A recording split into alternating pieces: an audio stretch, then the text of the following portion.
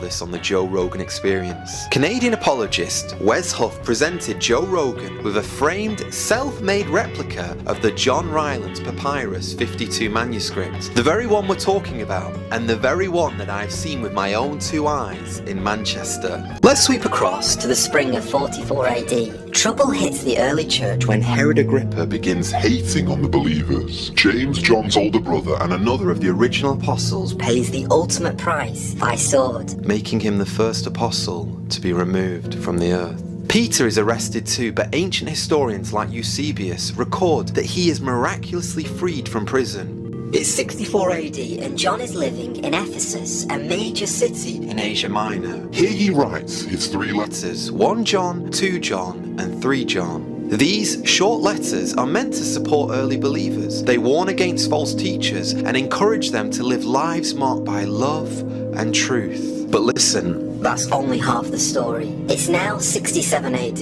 and Roman legions under Titus close in on Jerusalem. The early church is facing a crisis, and again, ancient Christian historians like Eusebius record that John and other believers leave the city ahead of its destruction, heading east to the city of Pella in what is now known as modern-day Jordan. Pella is confirmed on historical maps as a refuge for Jews who were fleeing conflict, and its position east of the Jordan River made it a logical place to regroup and plan the next stage of ministry. Here we see John beginning to think ahead, and he starts to focus on communities in Asia Minor as the church starts to grow and spreads outwards. Decades later, in around 95 to 96 AD, John's witness attracts the attention of Roman officials during what we might call the Christian hatred period under Roman Emperor Domitian. Early Christian writers such as Tertullian tell a famous story that John was condemned in Rome and thrown into a cauldron of boiling oil.